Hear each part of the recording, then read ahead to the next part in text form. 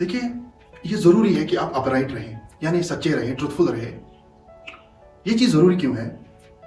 Apart from this thing कि आप समाज के लिए बेहतर हैं ही अगर आप सच्चे इंसान हैं, उससे भी ज़रूरी ये चीज़, पहले आप खुद के लिए बेहतर हैं, पहले आप खुद के लिए अच्छे हैं। वो कैसे? चलिए मिसाल के थ्रू समझते हैं। देखिए, ये चीज़ आपने पता है कि man is a social animal, कि इंसान उठता बैठता है समाज में लोगों के साथ।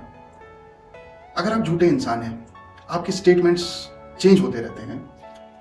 अगर आपने पिछली मीटिंग में कोई स्टेटमेंट पास किया है किसी महफिल में या किसी दोस्तों के साथ, ठीक, नेक्स्ट मीटिंग में आपको दिमाग चलाना है, एक्स्ट्रा माइंड चलाना है, आपको ये याद करना है कि क्या पता मैंने लास्ट मीटिंग में क्या बोला था, इनके पास कौन सा स्टेटमेंट बोला था।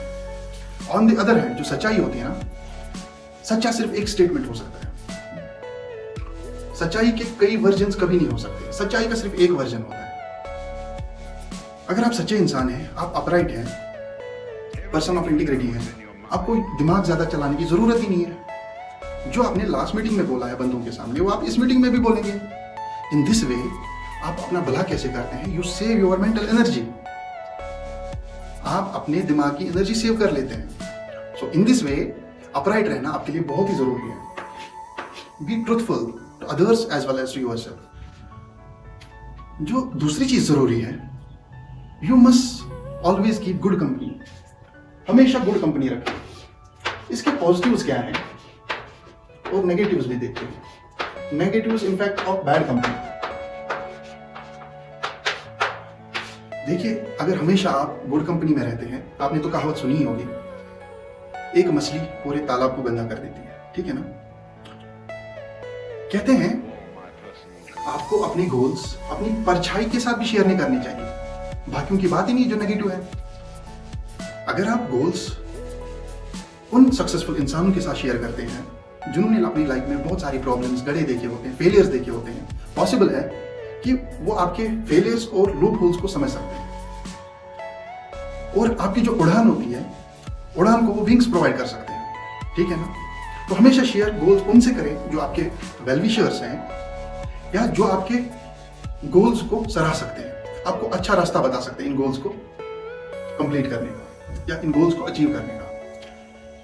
सिंपल सी बात है, जो आपके इर्द गिर्द लोग रह रहे होते हैं, अहरे गहरे लोग या आपके कंपटीटर्स, उनके साथ अगर आप गोल शेयर करेंगे, वह आपके गोल्स को हमेशा दबाने की कोशिश करेंगे। For simple reason, they are your competitors. और आपके कंपटीशन में जो लोग हैं वो नहीं चाहेंगे आप एक्सेल करें। सिंपल फैक्ट है, सिंपल बात है, ये बहुत क्लियर बात है। जो आपके कंपटीटर्स हैं वो कभी नहीं चाहेंगे आप एक्सेल करें, simply may be due to their insecurity levels. तो हमेशा कॉशियसली अपने गोल्स शेयर किया करें और हमेशा अच्छी कंपनी में रहा करें, ठीक है ना। स्वामी विवेकानंद जी, आपने नाम सुना होगा।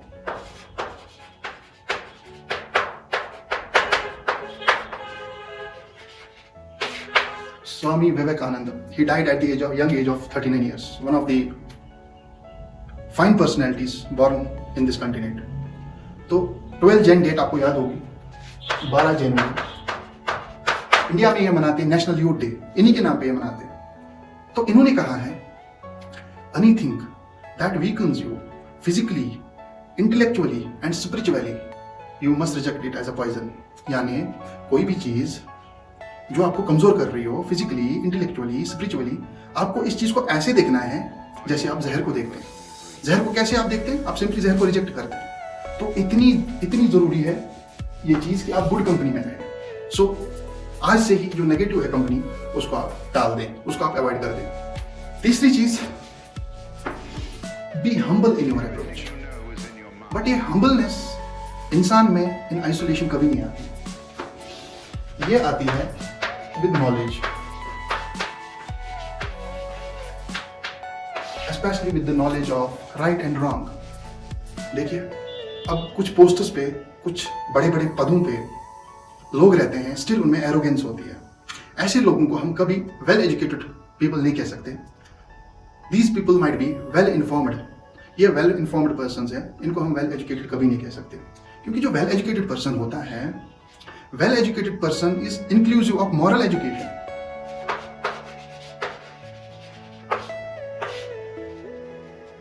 Real education is moral education. ठीक? तो with the knowledge हम आइसोलेशन में नहीं ला सकते हम्बलनेस को। यूं ही आप नॉलेजेबल बनते हैं वक्त के साथ साथ, आप मेरे को नदामत आती है। Prophet of Islam peace be upon him, उनका फरमान है कि जिस पेड़ पे जितना मेवा होता है, जिस दरख्त पे जितना फल होता है, उस दरख्त की शाखें उतनी झुकी होती है ना। ऑन अदर हैंड कहते हैं empty vessels makes much noise, थोथा चन्ना बाजे गन्ना। तो नॉलेज के साथ एक्सपेक्टेड है आप में हम्बलनेस आएगी। ठीक, अभी की कुछ रिच लोगों की बात करेंगे हम, जैसे इलॉन मस्क, बिल गेट्स, काफी देर तक फोर्ब्स लिस्ट में नंबर 1 थे। अभी भी इतनी ऊंचाइयों के बाद भी अभी वो इतने ऊंचे पदों पे बैठे हैं, इतने रिच लोग हैं, स्टिल वो एक हफ्ते में एक किताब पढ़ते ही पढ़ते हैं। वाई? ताकि उनकी इंटेलेक्चुअल एनहेंसमेंट, इंटेलेक्चुअल डेवलपमेंट होती रहे। किताबें आपका जहन खोलती है, आपका विजन बनाती है, खासकर अच्छी फिलोसफिकल किताबें। अगर आप एनरिच लिटरेचर पढ़ते हैं, इट्स एक्सपेक्टेड आप में हम्बलनेस आ सकती है। तो तीसरा पॉइंट ये है, बी हम्बल। और हम्बलनेस कैसे आएगी? With the knowledge, that too real knowledge.